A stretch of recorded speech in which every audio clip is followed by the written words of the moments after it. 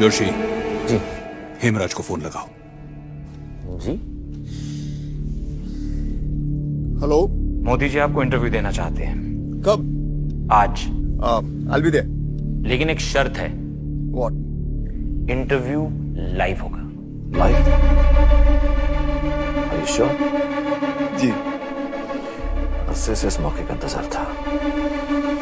Let's finish him. देखिए, मैं आज घुमा फिरा कर बात नहीं करूंगा, इसलिए आपसे सीधा पूछता हूं, आपने आज तक गोधरा के लिए माफी क्यों नहीं मांगी? पहले बॉल पे बाउंसर। Good one. माफी गुनहगार मांगता है और कानून सबूत। अगर मैंने जुर्म किया है तो फांसी पे लटका दीजिए, मंजूर है। अगर आप निर्दोष हैं, तो आप ही की सरकार ने गुजरात को जलने कैसे दिया? नानावटी कमीशन की रिपोर्ट में साफ साफ लिखा है कि मेरी सरकार और मेरा कोई दोष नहीं। उसमें यह भी लिखा है कि गोधरा के साबरमती एक्सप्रेस में 59 लोगों का जिंदा जलाया जाना कोई दुर्घटना नहीं, सोची समझी साजिश थी। पर यह खबर तो मैंने कभी देखी नहीं आपके चैनल पे। हेमराज जी, झूठी दलीलें और खबरों की दलाली मत पेश कीजिए, यह जनता सब जानती है। 12 साल हो गए ऐसा, 12 साल। कर्फ्यू क्या चीज है, दंगा क्या होता है, गुजरात के एक बच्चे को पता नहीं है। गोधरा के दंगों का दोषी कौन है, हिंदू या मुसलमान? मुसलमान। क्या कहा आपने? यही सुनना चाहते हैं? मुसलमानों के लिए हिंदू दोषी और हिंदुओं के लिए मुसलमान। पर मेरी नजर में दोनों समुदाय इंसानियत के कटघरे में दोषी हैं। Violence has no religion and no religion has violence. Gujarat के सीएम किसके साथ है? गरीबों के साथ है या उद्योगपतियों के साथ है? तरक्की के साथ। अब देखिए, पूरे विश्व ने हमारे गुजरात डेवलपमेंट मॉडल को सराहा है। लेकिन कांग्रेस का मानना है कि ये आपका गुजरात डेवलपमेंट मॉडल फेक है, ये आपकी मार्केटिंग की एक सिर्फ जादूगरी है और कुछ नहीं। भैया, हम तो सिर्फ मेहनत करते हैं, जादू तो केंद्रीय सरकार करती है। ब्लैक मैजिक, सब गायब, देश की तिजोरी गायब, नौजवान के रोजगार गायब, कोयला गायब, बिजली गायब, यहां तक कि प्रधानमंत्री जी की आवाज भी गायब।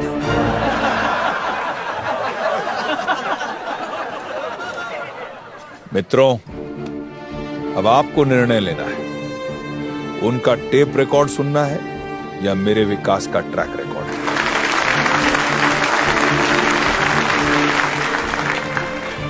ये वर्क नहीं हो रहा है, लाइन चेंज करो। अब हम करते हैं पूरे देश की बात। मेरा अगला सवाल आपसे ये है। आपका सवाल या उनका सवाल? मतलब? कमाल की रिमोट कंट्रोल टेक्नोलॉजी है भैया, मुंह आपका, सवाल किसी और के।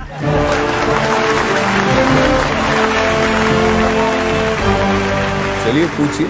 सुनने में आ रहा है कि अब आप पीएम बनने के सपने देख रहे हैं। आपके विरोधियों का मानना है कि अगर मोदी पीएम बनते हैं तो एक और कारगिल होगा। अगर मोदी पीएम बनते हैं तो हमारे चाइना के साथ रिश्ते खराब होंगे। अगर मोदी पीएम बनते हैं तो वो हिंदूवाद को बढ़ावा देंगे। अभी एक लाइन में तो 4 बार आपने मोदी को पीएम बना दिया। मुझसे ज्यादा लगता है आप सपने देख रहे हैं मेरे पीएम बनने के। मजाक नहीं मोदी जी, लोग सच में डरे हुए हैं कि अगर आप इस देश के प्रधानमंत्री बनते हैं तो पाकिस्तान और चाइना के साथ हमारी एक और जंग होगी।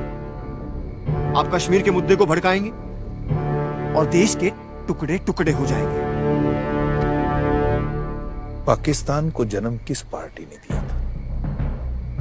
1947 में अखंड भारत के टुकड़े टुकड़े किस पार्टी ने?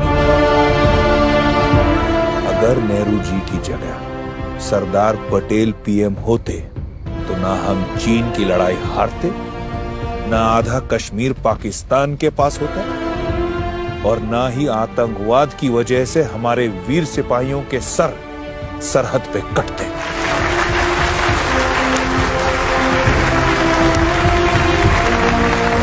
लेकिन मोदी जी, हमारा हिंदुस्तान एक सेक्युलर देश है और लोगों को डर है कि आप इसी हिंदुस्तान को हिंदू राष्ट्र बना देंगे।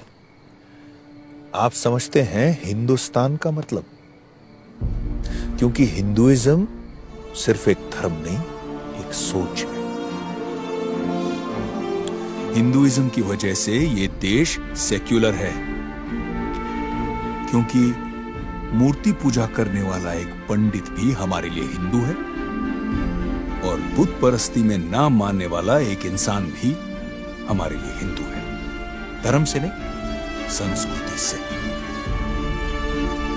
सिर्फ हिंदुस्तान ही ऐसा देश है जहां नमाज सड़क पे पढ़ी जाती है और गणपति का जुलूस भी निकलता है। फ्रांस और स्विट्जरलैंड जैसे बड़े बड़े सेक्युलर देशों में हिजाब बैन है साहब, हिंदुस्तान में नहीं। पाकिस्तान का राष्ट्रपति सिर्फ एक मुसलमान हो सकता है। हिंदुस्तान में अब्दुल कलाम साहब राष्ट्रपति रह चुके। इसी को कहते हैं हिंदुस्तान, जहां धर्म से बढ़कर एक चीज है, देश।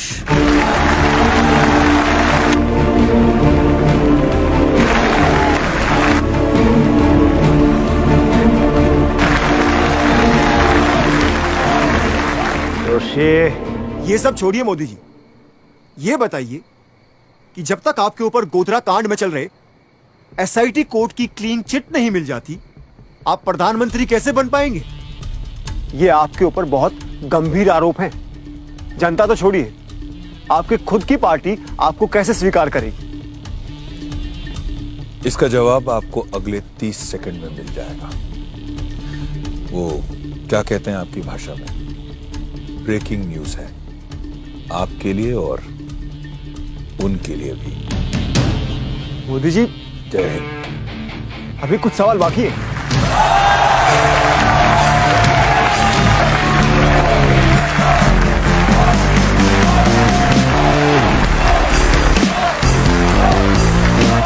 गुजरात के सीएम नरेंद्र मोदी को एसआईटी कोर्ट ने गोधरा दंगों के मामले में निर्दोष करार दिया है। अब उनके लिए अपनी ही पार्टी के पीएम कैंडिडेट बनने का रास्ता बिल्कुल साफ हो गया।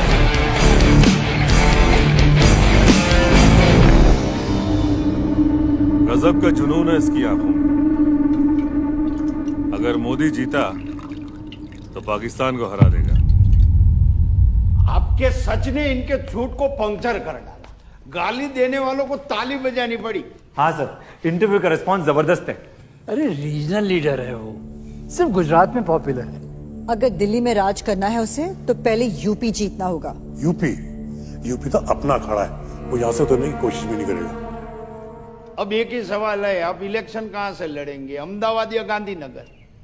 बनारस। बनारस?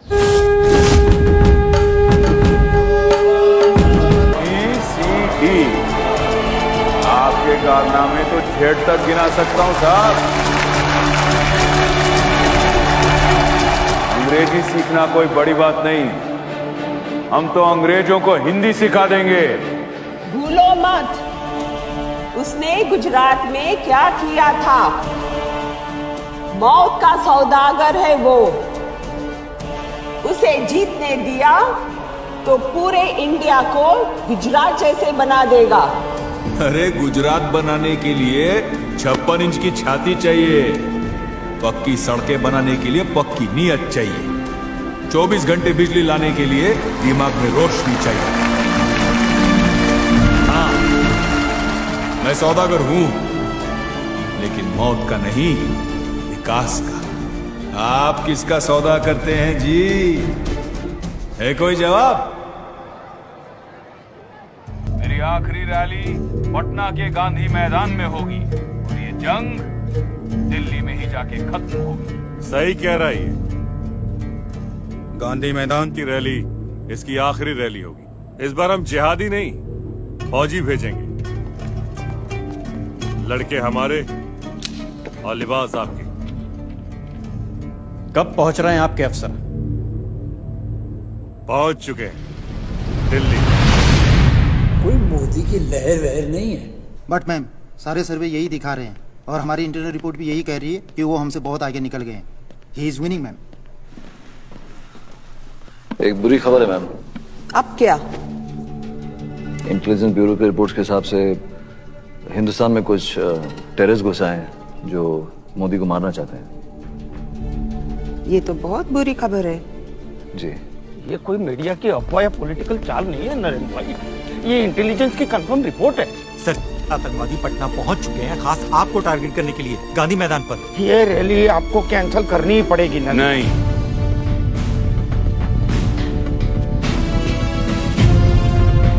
मीडिया को ब्रेकिंग न्यूज और विरोधियों को मुद्दा मिलेगा कि मोदी भाग गया। लेकिन नरेंद्र भाई, मैं उनकी परवाह नहीं करता, लेकिन हर वो हिंदुस्तानी जो मेरी तरफ आशा लिए देख रहा है उसकी नजर झुक जाएगी। जो खुद की सुरक्षा की चिंता करे वो देश की हिफाजत क्या करेगा? सॉरी सर, लेकिन इंदिरा जी, राजीव गांधी, इन्हें भी इंटेलिजेंस रिपोर्ट मिली थी और उन्होंने भी नहीं मानी। जोशी, मैं दिल्ली उन आतंकवादियों से भागने नहीं, उन्हें भगाने जा रहा हूं। बाप प्रणाम। बस नरेंद्र भाई मेरी बात नहीं मान रहे हैं, अब आप ही समझाइए।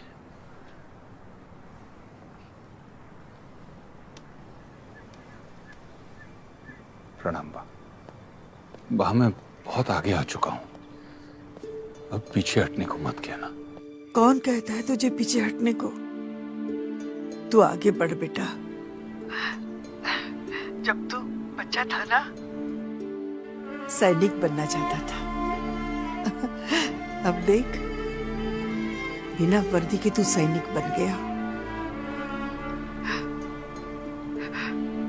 बात तू रड़े छे? एक सैनिक की माँ की आंखों में आंसू नहीं, गर्व होता है बेटा। मुझे तुझ पर गर्व है। जय हिंद। जय हिंद।